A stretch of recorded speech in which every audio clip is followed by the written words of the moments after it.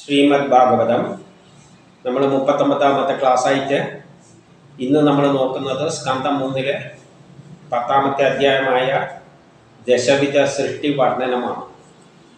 ഇത് 1-2 വിതരത് പറയുകയാണ്. ഭഗവാൻ അന്തർധാനം ചെയ്ത ശേഷം അപ്പം ബ്രഹ്മദേവന് ഭഗവാൻ എന്ത് ചെയ്തു? സൃഷ്ടി നടത്തേണ്ട കാര്യങ്ങളെല്ലാം പറഞ്ഞു കൊടുത്തതിന് ശേഷം മറിഞ്ഞതിന് ശേഷം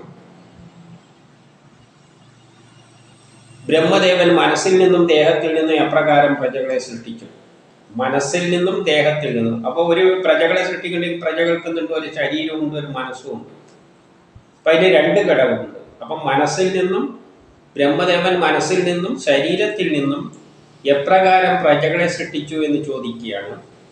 എൻ്റെ എന്ത് പറയുന്നു? അങ്ങയുടെ അടുക്കൽ ഏതെല്ലാം വിഷയങ്ങളുണ്ടല്ലോ, എന്തെല്ലാം കാര്യം അങ്ങേക്കറിയാമോ, അവയിലൂടെയെല്ലാം നമ്മളുടെ സംശയ നിവൃത്തി വരുത്തി തരിക.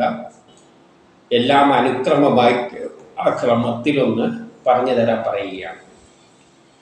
അപ്പം 3 സൂതൻ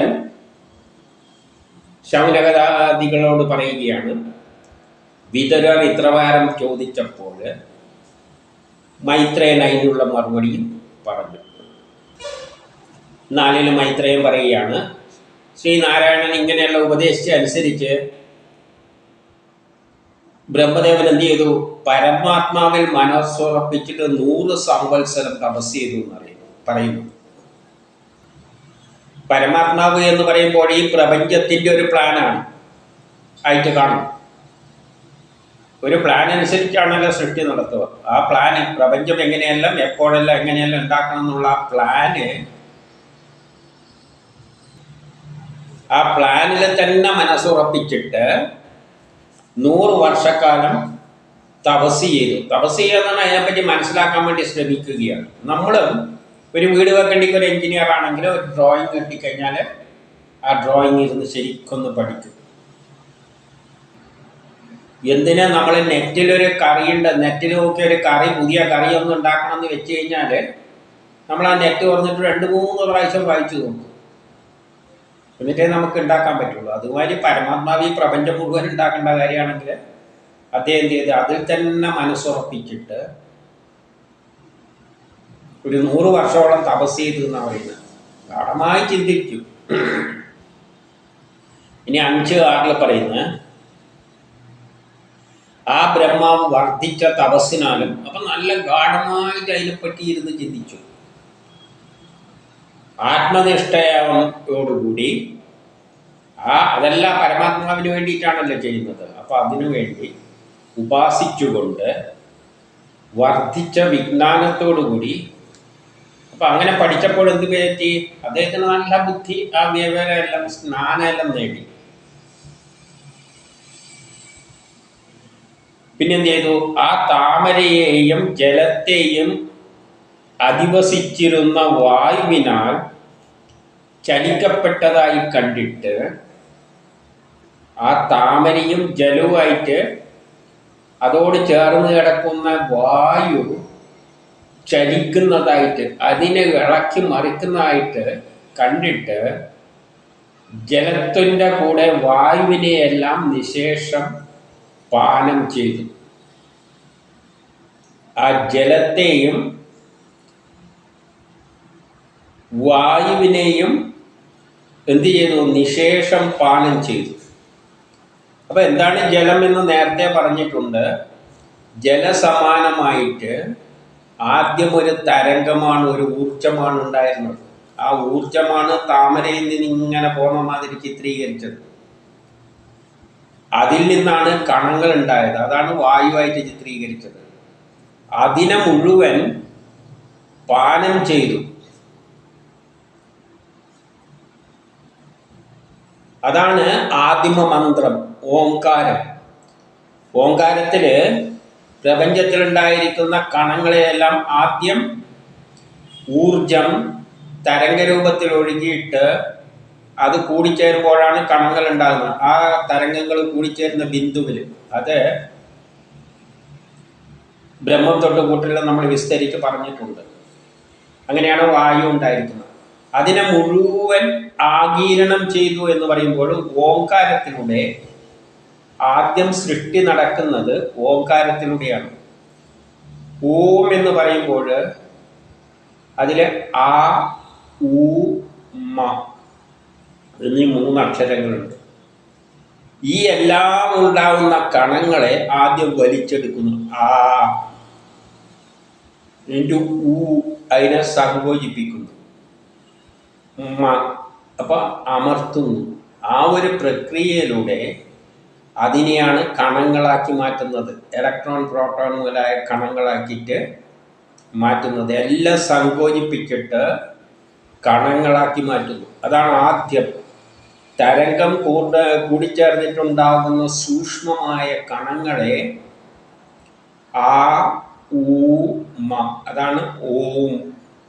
ഓം എന്ന് പറയുമ്പോൾ നമ്മൾ വായുവിന് വലിച്ചെടുക്കുന്നത് പോലെ ഈ കണങ്ങളെയെല്ലാം വലിച്ചു കൂട്ടിയിട്ട് ഏറ്റവും സൂക്ഷ്മമായ കണങ്ങളെ കൂട്ടിയിട്ട് കേന്ദ്രീകരിച്ചിട്ട് ഫണ്ടമെൻ്റൽ പാർട്ടിക്കിൾസ് ഉണ്ടാക്കുന്ന ഇലക്ട്രോൺ, പ്രോട്ടോൺ മുതലായ കണങ്ങളാക്കിയിട്ട് മാറ്റുന്നു.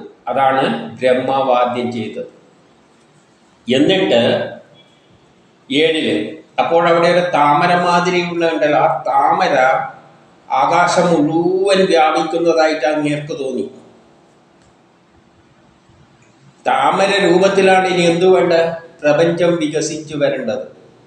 ആ പ്രപഞ്ചത്തിൽ എന്തുണ്ട്? പണ്ട് അപ്രത്യക്ഷമായതെല്ലാം അതിൻ്റെ അകത്ത്. ആ ജനിതക ഘടനയാണ് പ്ലാൻ. ആ പ്ലാൻ എന്നാണ് ഇങ്ങനെ വികസിച്ച് വരുന്നത്. നമ്മൾ മനസ്സിലൊരു കറി ഉണ്ടാക്കാൻ, ഒരു പായസം ഉണ്ടാക്കാൻ നമ്മളെ മനസ്സിലൊരു സങ്കല്പം ഉണ്ടായാൽ അതാണ് പ്ലാൻ. അതിനനുസരിച്ച് വെണ്ടയ്ക്ക് മറ്റേ എന്തെല്ലാം പായസത്തിലാണെങ്കിൽ അതിൻ്റെ സാധനങ്ങളെല്ലാം എടുത്തിട്ട് വികസിച്ചിട്ട് ഒരു വലിയ പാത്രം നിറച്ചു പായസമായിട്ട് മാറും. അതുപോലെ വീട്ടിൻ്റെ ഒരു പ്ലാന്, മനസ്സിലാണ് പ്ലാൻ ഉള്ളത്, അതിനനുസരിച്ച് അത് പേപ്പറിലാക്കുന്നു. പിന്നെ ആ പേപ്പറിലുള്ളതാണ് പിന്നെ വലിയ വീടായിട്ട് അതിൽ നോക്കിക്കൊണ്ടാണ് വീടായിട്ട് മാറുന്നത്. അപ്പം പ്രപഞ്ചത്തിൻ്റെ ആ പ്ലാന് പരമാത്മാവിൽ നിന്ന് ആദ്യം കണങ്ങളുണ്ടായി. ഇനി എന്ത് വേണം? അത് അതിലുള്ള എല്ലാ ഘടകങ്ങളുമായിട്ട് വീടായിട്ട് വലിയൊരു പ്രപഞ്ചമായിട്ട് മാറണം. ഏതുപോലെ താമര ഇങ്ങനെ വികസിച്ചൊരു മുട്ടായിട്ട് വന്നിട്ട് വികസിച്ചിട്ട് അത് പിന്നെ പൂർണ്ണ താമരയായി വ്യാപിക്കുന്നത് പോലെ പ്രപഞ്ചമായിട്ട് മാറണം. അത് കണ്ടപ്പോൾ മുമ്പ് ലയിച്ചിരിക്കുന്ന ലോകങ്ങളെ ഇതിനെ കൊണ്ട് വീണ്ടും ഉണ്ടാക്കും എന്ന് ചിന്തിച്ചു. അപ്പം അതിൽ ആ പരമാത്മാവിൽ എന്തുണ്ട്? ഈ പണ്ടും പ്രളയത്തിൽ നശിച്ച പ്രപഞ്ചത്തിൻ്റെ ഒരു ഘടന അതിൻ്റെ അകത്തുണ്ട്. അതിനെ വീണ്ടും അതേപോലെ തന്നെ ഉണ്ടാക്കുമെന്ന് അത് ചിന്തിച്ചു. ഏതുപോലെ എന്നാൽ ചേനയിൽ നിന്നും ചേനേൻ്റെ ചെടി ഇങ്ങനെ വന്ന് വികസിച്ചിട്ട് അവസാനം ഉണങ്ങി അതിൻ്റെ അകത്ത് തന്നെ പോകും. അപ്പം അതിൻ്റെ സത്തയിൽ എന്തുണ്ട്? ആ ഇനിയുണ്ടാണ്ട ചേനേൻ്റെ എല്ലാ ഘടകങ്ങളുണ്ട്. അതങ്ങനെ വികസിച്ച് വരും. ഇതുപോലെ തന്നെ പ്രപഞ്ചം ഉണ്ടാകുന്നതായിട്ട് കാണണം. അതേപോലെ ആ പ്ലാനിൽ എന്തുണ്ട്? പണ്ട് പ്രളയത്തിൽ നശിച്ച ആ പ്രപഞ്ചത്തിൻ്റെ മുഴുവൻ സത്ത അതിൻ്റെ അകത്ത് ഉണ്ട്. പണ്ടത് പ്രപഞ്ചമായി വികസിക്കുകയാണ്. പിന്നെ പ്രളയം വന്നപ്പോൾ ഈ ചേന ഉള്ളിൽ പോയി അതിൻ്റെ അകത്ത് ഒതുങ്ങുന്ന പോലെ ആ പരമാത്മാവിൽ പ്ലാനിൽ പോയി ഒതുങ്ങിയിട്ടുണ്ട്. ആ പരമാത്മാവിൻ്റെ പ്ലാനിൽ ഇനി ഉണ്ടാകുന്നതിൻ്റെ എല്ലാം മാതൃകയുണ്ട്. അതിനിങ്ങ് ആ പൂമൊട്ടൊന്ന് വികസിച്ച് വരുന്ന മാതിരി അങ്ങ് ഉണ്ടാക്കിയാൽ മതി. അങ്ങനെ 8 പിന്നെ ഈശ്വരനാൽ പ്രേരിതനായ ബ്രഹ്മാവ്, ഈശ്വരനാന്ന് പറഞ്ഞാൽ പരമാത്മാവ്, അതിൻ്റെ പ്രേരണ അനുസരിച്ചാണ് ഉണ്ടാക്കുന്നത്. അല്ലാതെ ബ്രഹ്മാവ് സ്വന്തം കയ്യിൽ നിന്നല്ല.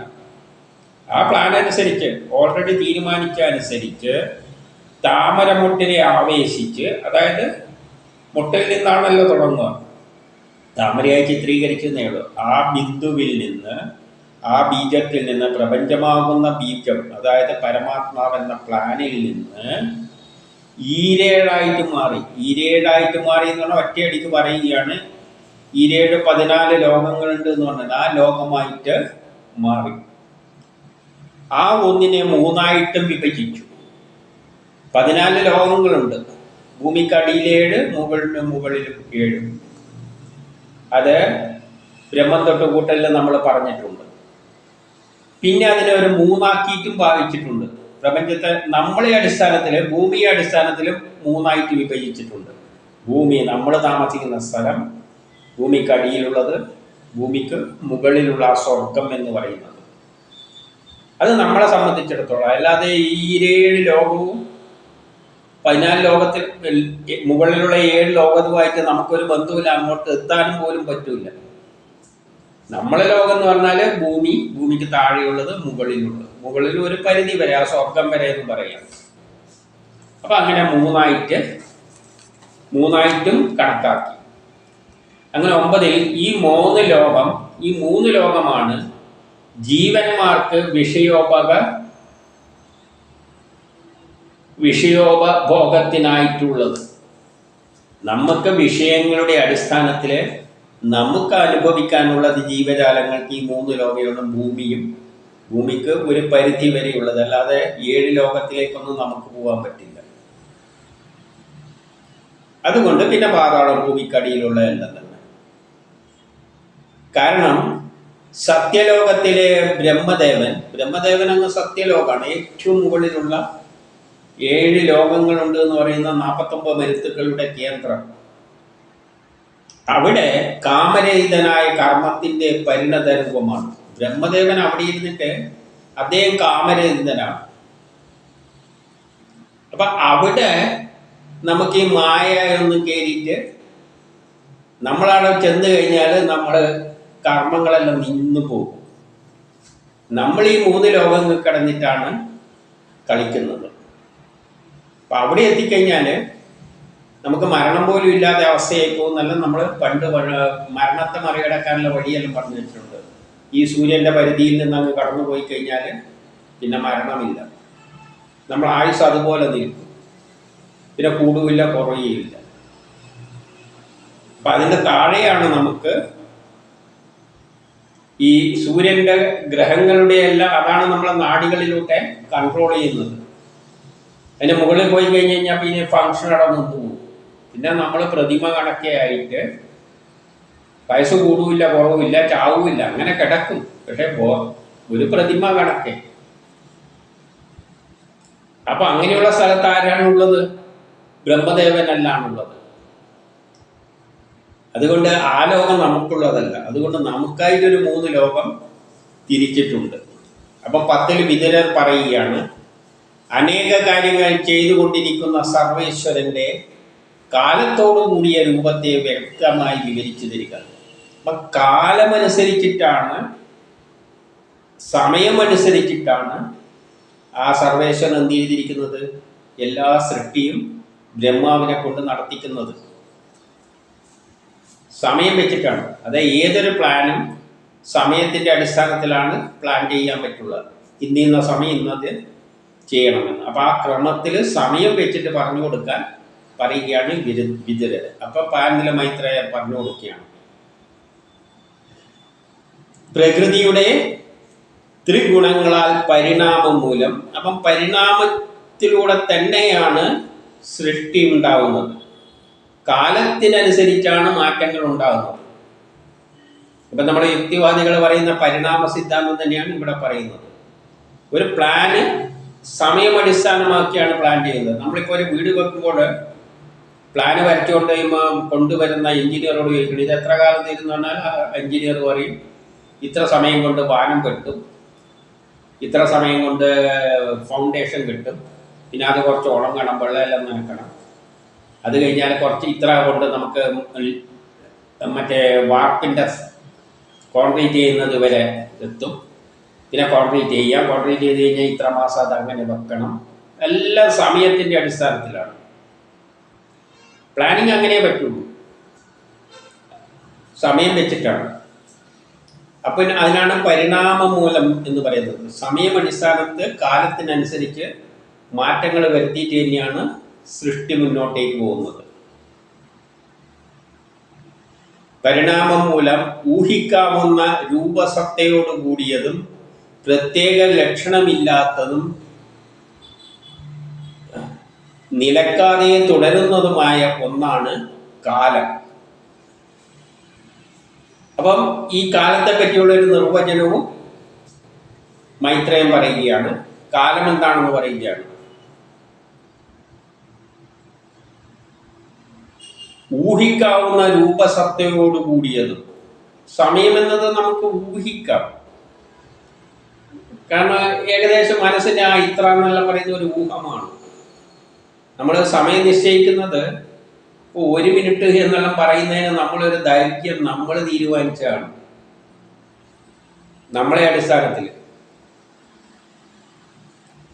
അതെങ്ങനെയാണെന്നല്ല, വേണ്ടിക്ക് മാറ്റിയിട്ട് വല്ല എടുക്കാം.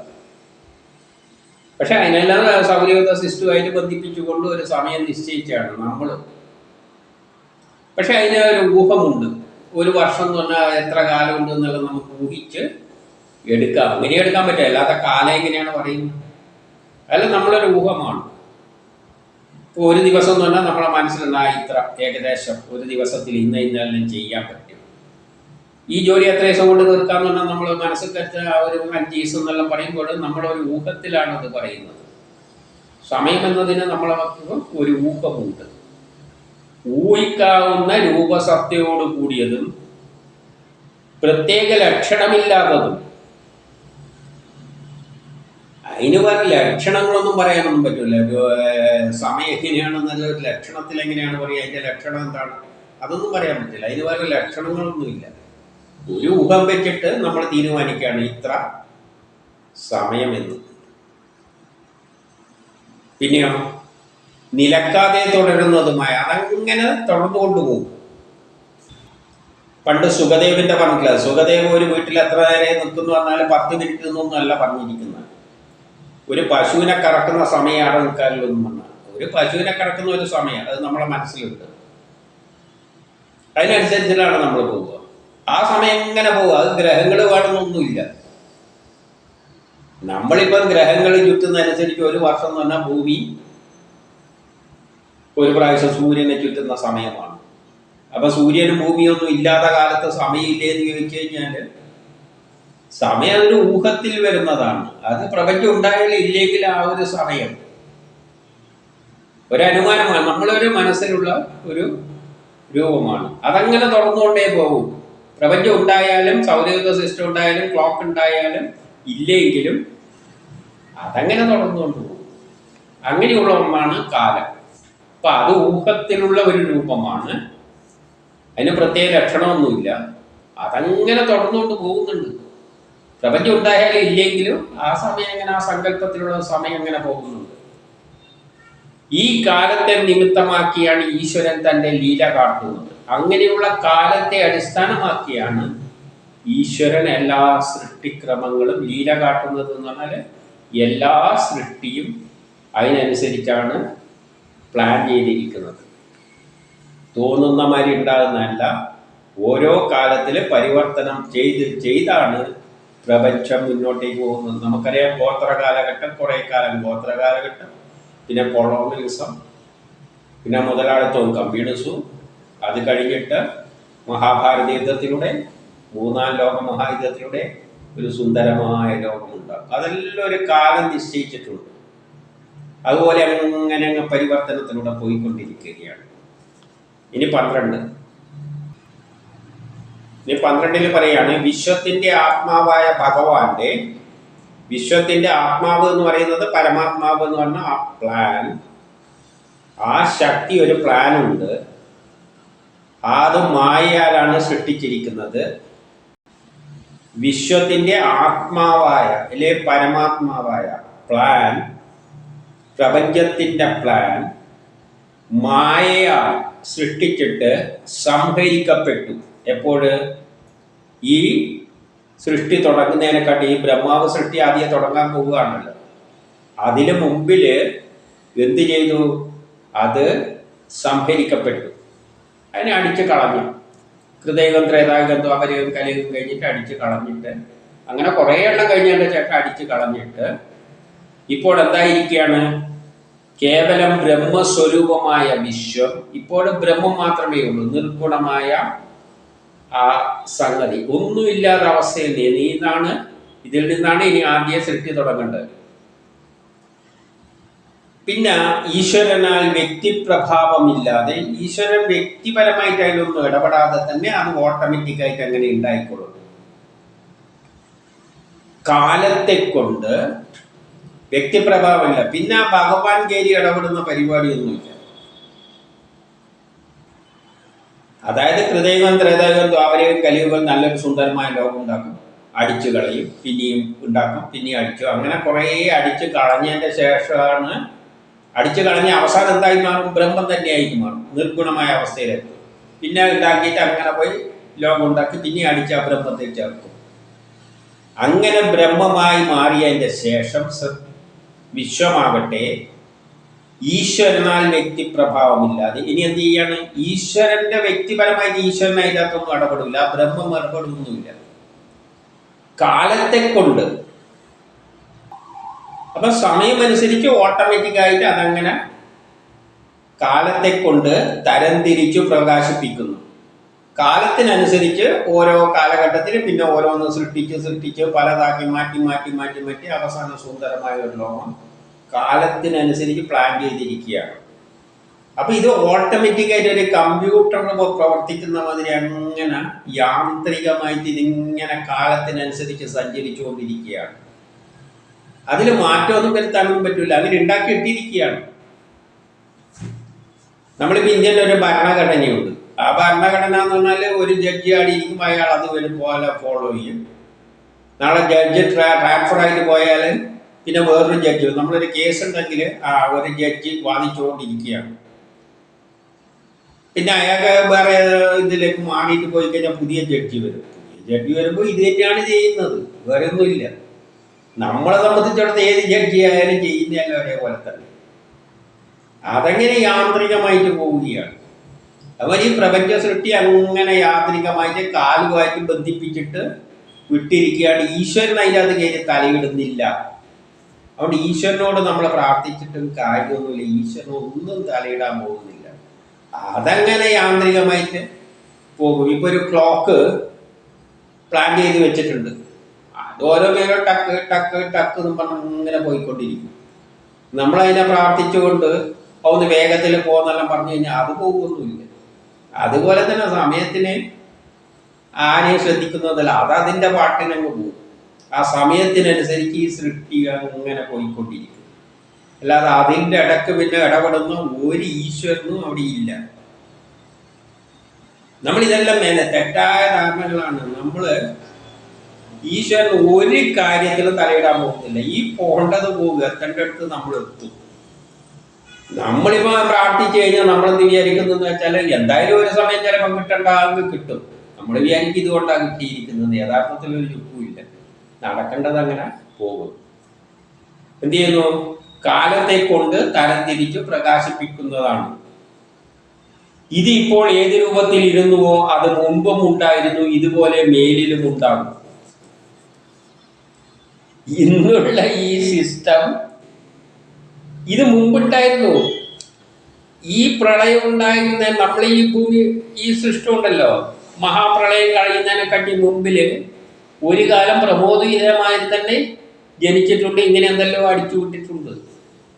ചിലപ്പോൾ അടിച്ചു വിട്ടതിൽ ചില വ്യത്യാസങ്ങളെല്ലാം ഉണ്ടായിരിക്കാം, ചെറിയ ചെറിയ വേരിയേഷൻ ഉണ്ടാകുന്നല്ലാതെ ഇതേമാതിരി പ്രമോദം അന്നും ചെയ്തിട്ടുണ്ട്. അതിന് ഭാവിയിൽ ഇത് ചെയ്യും പ്രളയം കഴിഞ്ഞ് കഴിഞ്ഞാൽ. കാരണം ഇത് യാന്ത്രികമായിട്ട് അങ്ങനെ പോവുകയാണ്. അതാണ് ഈ പറഞ്ഞു വരുന്നത്.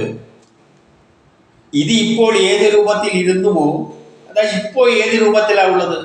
ഞാനിവിടെ കിടന്നിട്ട് സംസാരിക്കുന്നു, ഓരോ ആൾ അവരവരുടെ ഏതെല്ലോ ഫീൽഡിൽ വർക്ക് ചെയ്യുന്നുണ്ട്.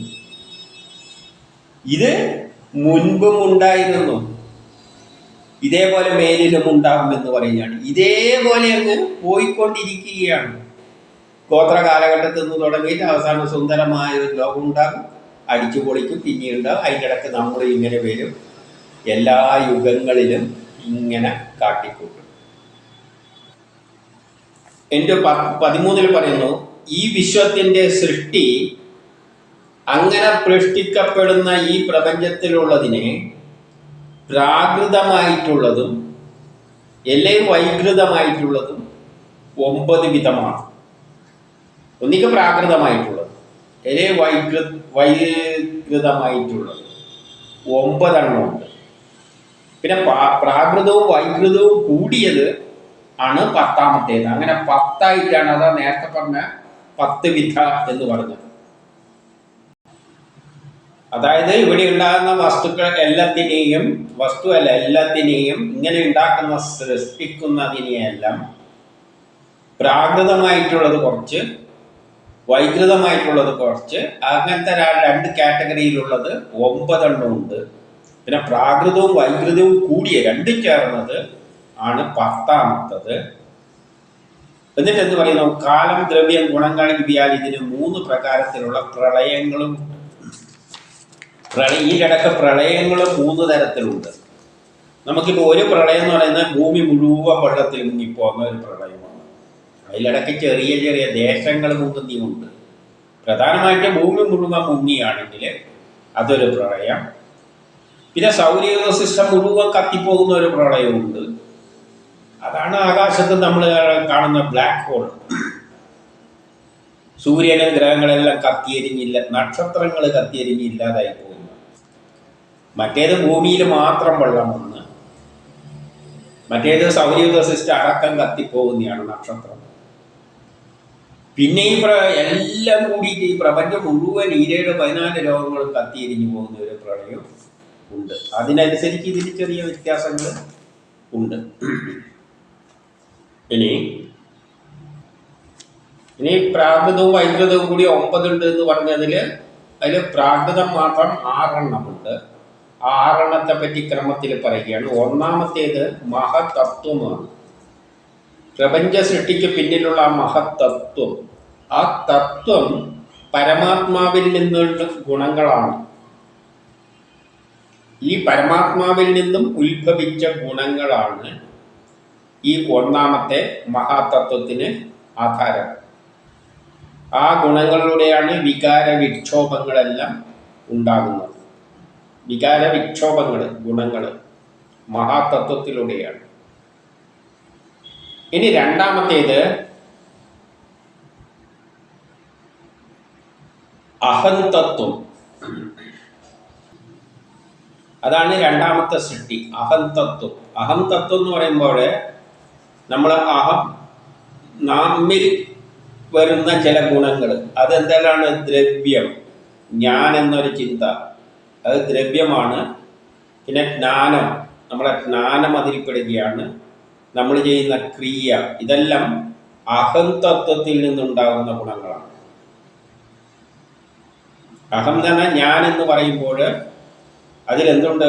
ഞാൻ എന്നൊരു ദ്രവ്യം കൊണ്ടെല്ലാം ഉണ്ടാക്കിയിരിക്കുന്ന, അതിൽ ജ്ഞാനവും വരുന്നുണ്ട്, ക്രിയയും വരുന്നുണ്ട്. അങ്ങനെ അതാണ് രണ്ടാമത് സൃഷ്ടിച്ചത്.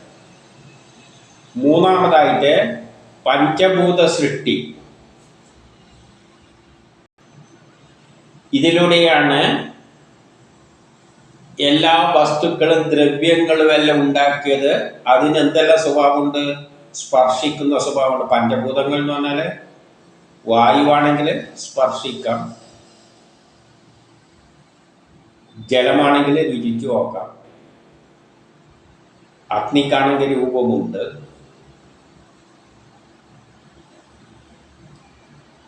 പിന്നെ ഭൂമിക്കാണെങ്കിൽ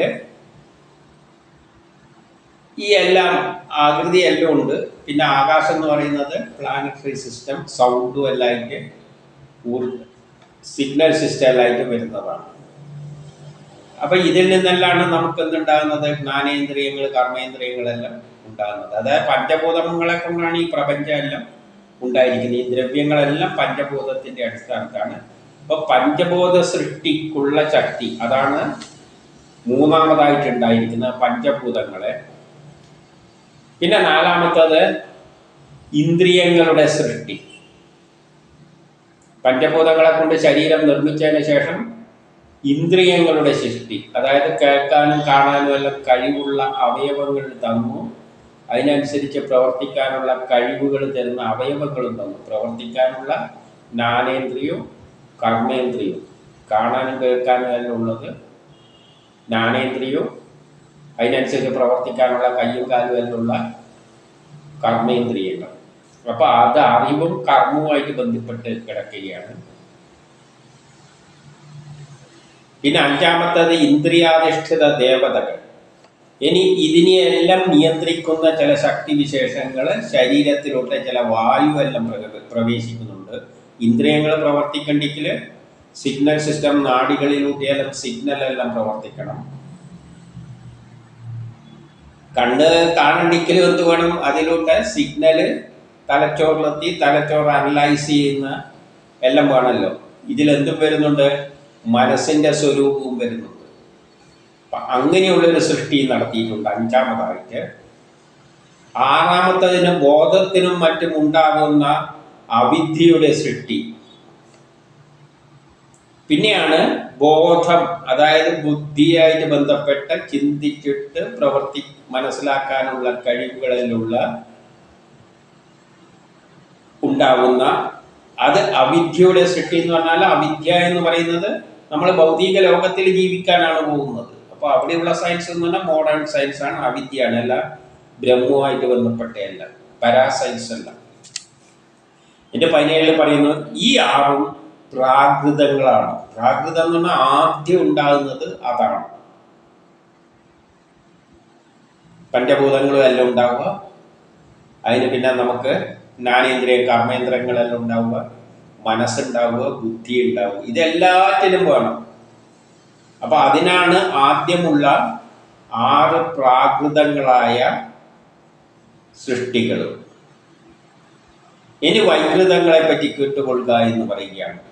അപ്പൊ 6 പറഞ്ഞ് ഇനി 7, 8, 9 ആകുമ്പോഴാണ് പ്രാകൃതങ്ങളോ വൈകൃതങ്ങളോ ആയിട്ടത്. പിന്നെ 10ാമത്തേത് പ്രാകൃതവും വൈകൃതവും കൂടിയതാണ്.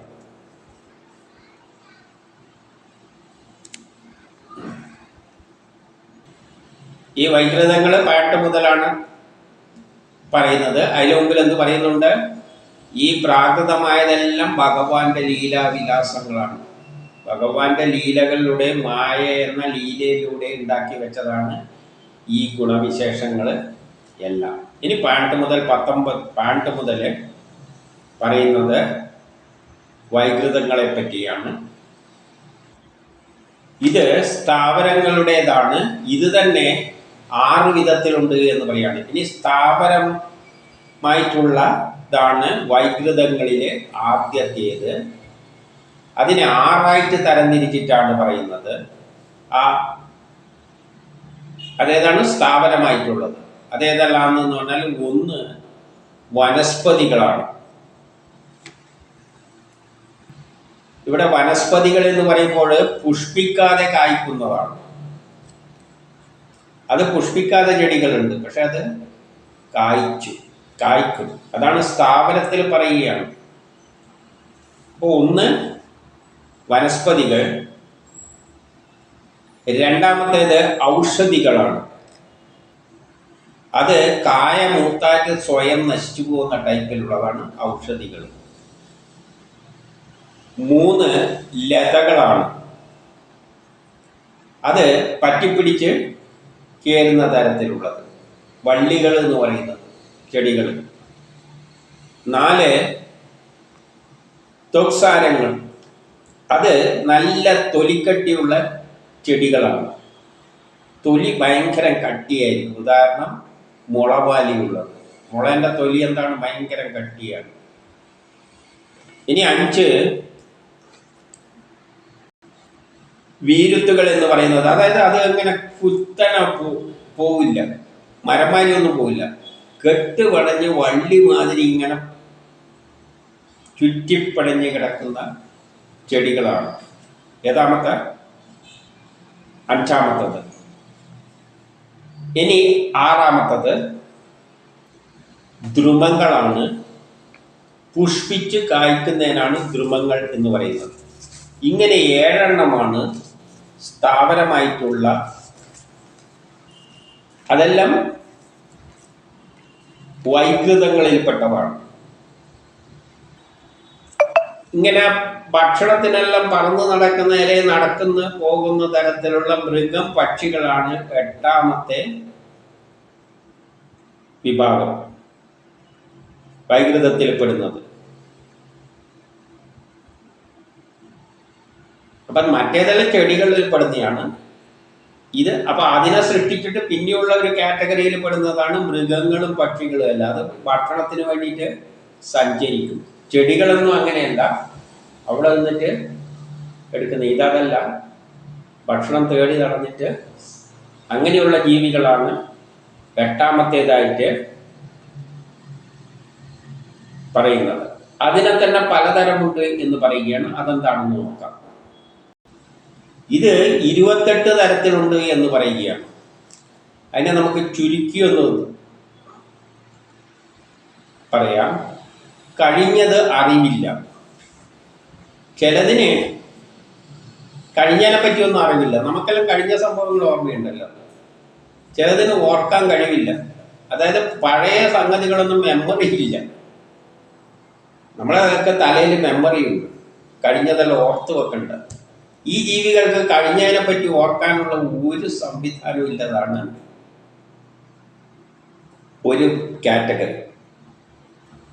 വേറൊന്ന് അജ്ഞത അധികരിച്ചിട്ടുള്ള അജ്ഞത, മുഴുവൻ അജ്ഞതയുള്ള കാറ്റഗറിയിൽ പെടുന്നതാണ്.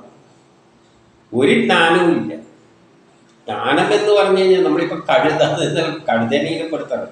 ഞാൻ പറഞ്ഞ കഴുത എന്ന് നമ്മൾ പറയില്ല. ഒരു വിവരവും ഇല്ല. ഒരജ്ഞതയായിട്ടുള്ള ചില ജീവികൾ ഉണ്ട്. പിന്നെ മണത്തറിയാൻ കഴിവുള്ള ചില കഴിവുണ്ട്. അതിന് മണം പിടിച്ചിട്ട് മനസ്സിലാക്കാൻ കഴിയുന്ന തരത്തിലുള്ള ചില ജീവികളെയും സൃഷ്ടിച്ചിട്ടുണ്ട്. അപ്പം ചില പട്ടിയെല്ലാം മണം പിടിച്ചിട്ട് പോകുന്ന കണ്ടിട്ടില്ല. അപ്പം അതിനൊരു അത്തരം ജീവികളെയും സൃഷ്ടിച്ചിട്ടിട്ടുണ്ട്. പിന്നെ ദീർഘാലോചന ഇല്ലാത്ത തരം ചില ജീവികളുണ്ട്. തീരെ ദീർഘാലോചനയില്ല, ഒന്നും ചിന്തിക്കുകയില്ല, എന്തൊക്കെ ചെയ്യുക. അങ്ങനത്തെ കുറേ വിഭാഗങ്ങളും ഉണ്ട്. പിന്നെ 21 ഇരട്ടക്കുളമ്പുള്ള ചിലതിനെ പറ്റി പറയുകയാണ്. അങ്ങനെ ഇരട്ടക്കുളമ്പുള്ളതിൽ ഗോവ്, ആട്, പോത്ത്, കൃഷ്ണസാരം, പന്നി, ഗവയമൃഗം, കലമാന്, ചെമ്മരിയാട്, ഒട്ടകം ഇതെല്ലാം ഇരട്ടക്കുളമ്പുള്ളതാണെന്ന് പറയുകയാണ്. ഇനി 22 ഒറ്റക്കുളമ്പുള്ളതിനെ പറ്റി പറയുന്നു.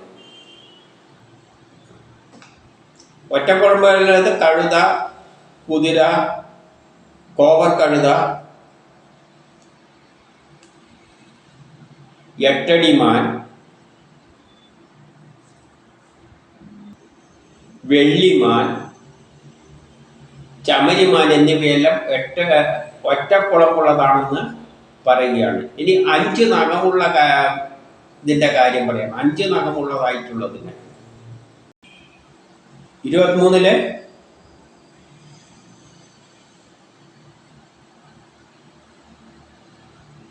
5 നഖമുള്ളതിനെ പറ്റിയാണ് പറയാൻ പോകുന്നത്. നായ, കുറുക്കൻ, ചെന്നായ, കടുവ, പൂച്ച, മുള്ളംപന്നി, മുയല്, സിംഹം, കുരങ്ങ്, ആമ, ആന, ഉടുമ്പ്, തിമിംഗലം ഇതെല്ലാം 5 നഖങ്ങളുള്ളതാണെന്ന് പറയുകയാണ്. ഇനി 24 ആകാശത്തിൽ സഞ്ചരിക്കുന്ന പറവകളെ പറ്റി പറയുകയാണ്. കൊക്ക്, കഴുകൻ, വാത്ത്, പരുന്ത്, പ്രാപ്പിടിയൻ, മയില്, അരയന്നം, വെള്ളിൽ, ചക്രവാകം, കാക്ക, കൂമൻ ഇതെല്ലാം ആകാശത്തിൽ സഞ്ചരിക്കുന്നത് എന്ന് പറയുകയാണ്. ഇനി 25, 26 ഇപ്പം വൈകൃതത്തിൽ 8 പറഞ്ഞു. ഇനി 9ാമത്തെ കാര്യം പറയാണ്. ഇത് കീഴോട്ട് ആഹാരം സഞ്ചരിക്കുന്ന, ഭക്ഷണം കീഴോട്ടേക്ക് നേരെ സഞ്ചരിക്കുന്നതാണ് 9ാമത്തെ കാറ്റഗറിയിൽ പെടുത്തിയിരിക്കുന്നത്. 6 പ്രാകൃതവും ബാക്കിയുള്ള 3 വൈകൃതവുമായിട്ടുള്ളത്. അതിൽ ഭക്ഷണം കീഴോട്ടേക്ക് സഞ്ചരിക്കുന്ന കാറ്റഗറിയിലുള്ളതാണ് 9ാമത്തത്. അത് മനുഷ്യരാണ് എന്നും പറയുകയാണ്. ഇനി അതിൻ്റെ പ്രത്യേകത പറയുകയാണ്. ഇവരുടെ പ്രത്യേകത എന്താണെന്ന് വെച്ച് കഴിഞ്ഞാൽ ഇവർ രജോ ഗുണം കൂടിയവരാണ്. രജോ ഗുണം എന്ന് പറഞ്ഞാൽ കർമ്മം ചെയ്യാൻ, പലതരം കർമ്മങ്ങൾ ചെയ്യാനുള്ള കഴിവുള്ളവരാണ് ഈ മനുഷ്യർ. രജോ ഗുണം കൂടിയവരാണ്. പിന്നെ ദുഃഖങ്ങളിലും സുഖം കണ്ടെത്താൻ വേണ്ടി ശ്രമിക്കുന്നവരാണ്. എന്ത് കർമ്മം ചെയ്താലും ദുഃഖേ ഫലം ഉണ്ടാവും, പക്ഷെ അതിൽ സുഖം കണ്ടെത്താൻ വേണ്ടിയിട്ട് ശ്രമിക്കുന്നവരാണ് ഈ മനുഷ്യരെന്ന് പറയുന്നത്. അങ്ങനെ ചെടികൾ, മൃഗങ്ങൾ, മനുഷ്യർ, ഇങ്ങനെ മൂന്നെണ്ണാണ് വൈകൃതങ്ങൾ.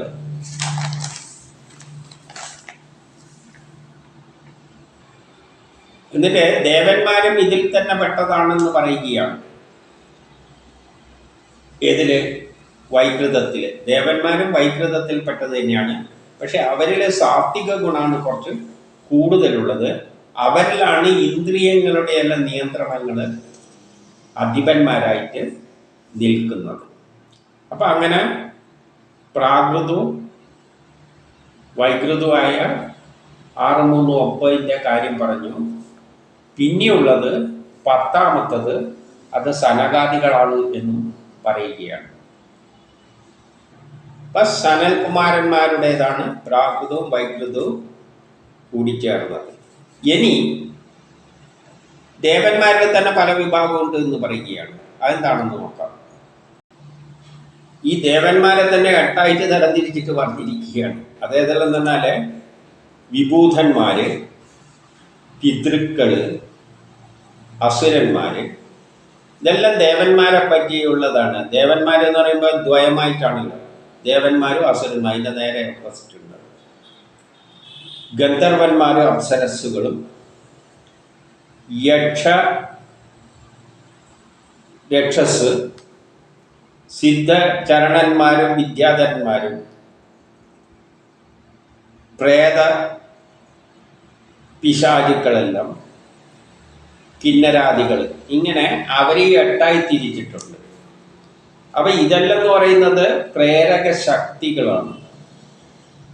ഗ്രഹങ്ങൾ പ്രത്യേക തരത്തിലേക്ക് നിൽക്കുമ്പോൾ നമ്മളെ ഗ്രഹങ്ങളിലൂടെയാണ് നമ്മളെ ആക്ടിവിറ്റീസ് എല്ലാം നിയന്ത്രിച്ചിരിക്കുന്നത്. നല്ല സ്ഥലത്ത് വരുമ്പോൾ ചിലപ്പോൾ ദേവനായിരിക്കും, എതിരായിട്ട് വരുമ്പോൾ അസുരനായിരിക്കും, ചിലപ്പോൾ പിശാചായിരിക്കും, ചിലപ്പോൾ കുട്ടിച്ചാത്തനായിരിക്കും. ആ ഗ്രഹങ്ങളുടെ ബലമനുസരിച്ച് നമ്മളിൽ പലതരം വിചാരങ്ങൾ ഉണ്ടാക്കും. അതെല്ലാം ദേവന്മാരായിട്ട് കണക്കാക്കിയിരിക്കുന്നത്. ആ നമ്മൾ സ്വാധീനിക്കുന്ന ബലങ്ങൾ, അങ്ങനെ 8 തരത്തിൽ ദേവന്മാരെ തന്നെ വിഭജിച്ചിട്ടുണ്ട്. എന്നിട്ട് പറയുകയാണ്,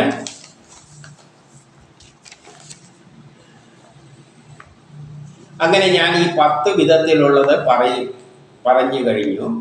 ഇനി മന്വന്തരങ്ങളെയും വംശങ്ങളെയും പറ്റിയിട്ടുള്ളതെല്ലാം ഞാൻ വിസ്തരിച്ച് പറഞ്ഞു തരാം. അപ്പം 10 തരം സൃഷ്ടി ഇങ്ങനെയാണ്.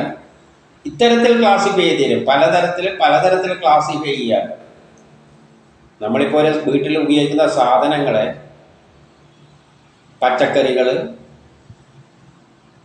മാംസം, മത്സ്യം, ഇങ്ങനെയെല്ലാം തരംതിരിക്കാം. അതൊരു തരം ക്ലാസിഫിക്കേഷൻ. അല്ലെങ്കിൽ വില കൂടിയ വസ്തുക്കൾ, വില കുറഞ്ഞ വസ്തുക്കൾ, ഇങ്ങനെ വേണ്ടിയിട്ട് തരംതിരിക്കാം. വിലേൻ്റെ അടിസ്ഥാനത്തിൽ തരംതിരിക്കാം. അപ്പോൾ പലതരത്തിൽ ഓരോ ക്ലാസിഫൈ ചെയ്യും. അതുപോലെ ഒരു 10 തരത്തിലുള്ള ഒരു സൃഷ്ടിക്രമം ഈ പ്രപഞ്ചത്തിൽ ഇതെല്ലാമാണ് സൃഷ്ടിച്ചത്. ആദ്യം 7 14 ലോകങ്ങൾ ഉണ്ടാക്കി അതിനെ 3ആക്കി തിരിച്ച്, പിന്നെ ജീവജാലങ്ങളെ ഇങ്ങനെ ഒരു 10 കാറ്റഗറി ആയിട്ട് തിരിച്ചിട്ട് പറയും. ചെടികൾ, മൃഗങ്ങൾ, മനുഷ്യർ, പിന്നെ അതിനെല്ലാം നിയന്ത്രിക്കുന്ന ദേവഗണങ്ങൾ, ചില ബലങ്ങൾ, ഇതെല്ലാമാണ് എന്ന് പറഞ്ഞു. അങ്ങനെ അതെല്ലാം പറഞ്ഞു കഴിഞ്ഞ് ഇനി മന്വന്തരങ്ങളെ പറ്റിയും വംശത്തെ പറ്റിയെല്ലാം പറയാം എന്ന് പറയുകയാണ്. എന്നിട്ട് 30 ചുരുക്കി പറയുകയാണ് ഏത് തരത്തിലാണ് സൃഷ്ടിയാണ്. ഇത്തരത്തിൽ ഭഗവാൻ കൽപ്പാരംഭത്തിൽ ആദ്യ സൃഷ്ടിയുടെ തുടങ്ങുന്ന സമയത്ത് രജോ ഗുണത്താൽ രജോ ഗുണത്തിൻ്റെ സ്വഭാവത്തോടുകൂടി, അതുമായിട്ട് അറ്റാച്ച് ചെയ്യുന്നൊന്നുമില്ല, എന്നാലും രജോ ഗുണത്തിലൂടെയാണ് സൃഷ്ടി നടത്തുമ്പോൾ രജോ ഗുണമാണ്, സൃഷ്ടിച്ചിട്ട് ശാന്തമായി നിൽക്കുമ്പോൾ സത്വ ഗുണമാണ്. അതിന് എതിർക്കുന്ന ശക്തിയാണ് ന്യൂട്ടൻ്റെ 3rd ലോ ആണ്, റിയാക്ഷനാണ് തമോ ഗുണം. അപ്പം രജോ ഗുണത്തിലൂടെയാണ് തന്നിൽ നിന്ന് ഉത്ഭവിച്ചവനും തന്നിൽ നിന്ന് തന്നെയാണ് ആ ശക്തി ഉണ്ടായിരിക്കുന്നത്. ആ നിർഗുണമായ ബ്രഹ്മത്തിൽ നിന്ന് തന്നെയാണ് ഈ സൃഷ്ടിക്കുള്ള ശക്തിയായ ഭഗവാനായിട്ട് വന്നത്. സൃഷ്ടികർത്താവായിട്ട് ഭവിച്ചിട്ട് അദ്ദേഹത്തെ എന്തായി സൃഷ്ടി ചെയ്യുന്ന ഒരു കർത്താവായി ഭവിച്ചു. അത് തന്നെയാണ് ബ്രഹ്മദേവൻ, ബ്രഹ്മാവ്. അത് തന്നെയാണ് ഇവിടെ ബ്രഹ്മാവ് എന്നൊന്നും പറയുന്നില്ല. തന്നിൽ നിന്നും ഉത്ഭവിച്ചനായിട്ട് സൃഷ്ടികർത്താവായി ഭവിച്ചിട്ട് താൻ കൊണ്ട് താൻ തന്നെയാണ് എന്ത് ചെയ്യുന്നത്? തന്നെ എന്ന് പറഞ്ഞാൽ ആ ബ്രഹ്മത്തെ കൊണ്ട് തന്നെ സൃഷ്ടി നടത്തുന്നു. അപ്പം അത് തന്നെയാണ് സൃഷ്ടിക്കുള്ള പിന്നിൽ പ്രവർത്തിച്ചത്. അതിൽ നിന്ന് തന്നെയാണ് അത് ഉണ്ടാക്കിയിരിക്കുന്നത്. അത് തന്നെയാണ് സൃഷ്ടി നടത്തിയിരിക്കുന്നത്. എല്ലാം താൻ തന്നെയാണ്, അല്ലാതെ അന്യരാരുമില്ല. ഈ ബ്രഹ്മാവ് എന്ന് പറയുന്നത് താൻ തന്നെയാണ്. ബ്രഹ്മാവായ അത് തന്നെയാണ് മാറിയത്. പരിപാലിക്കുന്നതും അത് തന്നെയാണ്, വിഷ്ണുവാണ്. ഇപ്പം എല്ലാ ബ്രഹ്മം തന്നെയാണ്. ഈ പ്രമോദം ബ്രഹ്മമാണ്, ഈ കാണുന്നതെല്ലാം ബ്രഹ്മമാണ്, ഈ പറയുന്നതും ബ്രഹ്മമാണ്. പക്ഷെ നമുക്ക് തോന്നും ഇതെല്ലാം വ്യത്യസ്തമായിട്ട് തോന്നും. അതെന്തുകൊണ്ട്? മായയിൽ അകപ്പെട്ടതുകൊണ്ട്. പക്ഷെ യഥാർത്ഥത്തിൽ എല്ലാം അത് തന്നെയാണ് ചെയ്യുന്നത്. അത് വിചാരിച്ച മാതിരിയേ കാര്യം പോകുകയുള്ളൂ. അതിനെ സ്വാധീനിക്കാൻ ഇവിടെ ആരുമില്ല. ആരാണ് സ്വാധീനിക്കേണ്ടത്? എല്ലാം അത് തന്നെയാണെങ്കിൽ. അതുകൊണ്ട് നമ്മൾ ഈ ഒന്നും ചിന്തിക്കേണ്ട കാര്യമില്ല. നമുക്ക് മനസ്സിൽ തോന്നുന്ന കർമ്മങ്ങൾ ചെയ്തിട്ട് അതിന് കൊടുത്തേക്കുക. അതിന് കൊടുക്കാനുള്ള ചിന്തയിൽ ചെയ്യുമ്പോൾ നമുക്ക് സ്വാർത്ഥത വരില്ല. നമ്മൾ ശരിയെ ചെയ്യുള്ളൂ. അതിന് വേണ്ടിയിട്ടാണ് ചെയ്യുന്നതെന്ന് വെച്ച് കഴിഞ്ഞാൽ എനിക്ക് വേണ്ടിയിട്ടല്ലെങ്കിൽ പിന്നെ ഞാൻ സ്വാർത്ഥത ഉണ്ടാകുന്നതിന് എന്തിനാണ്? അല്ലാതെ അതിനെ പ്രാർത്ഥിച്ചിട്ട് എനിക്കൊരു കുട്ടി വേണമെന്നെല്ലാം പറഞ്ഞുകൊണ്ടൊന്നും ഒന്നും നടക്കാൻ പോകുന്നില്ല. കുട്ടി കിട്ടേണ്ട സമയത്ത് കുട്ടികൾ അതിന് വേണ്ടിയിട്ടാണ്. ഭാവിയിൽ ജോലി ഏൽപ്പിക്കാനാണ് കുട്ടികളെ ഉണ്ടാക്കുന്നത്. അത് അതിൻ്റെ ആവശ്യമാണ്, നമ്മളെ ആവശ്യമൊന്നുമല്ല. ഞാൻ ഈ കുട്ടികളെ പറയാൻ കാരണം എന്ന് വെച്ചാൽ എല്ലാ കാര്യത്തിലും കുട്ടികളെ മാത്രമല്ല, ജോലി വേണോ, നമ്മളൊരു കർമ്മം ചെയ്യാൻ നമുക്ക് തൊഴിൽ വേണോ എന്ന് ചോദിച്ചു കഴിഞ്ഞാൽ ആ തൊഴിൽ അതിൻ്റെ കർമ്മം ചെയ്യാൻ വേണ്ടിയിട്ടാണ്. അപ്പോൾ നമ്മൾ ആ തൊഴിൽ കൊണ്ട് തരും, നീ പോയി ചെയ്യുമെന്ന് പറയും.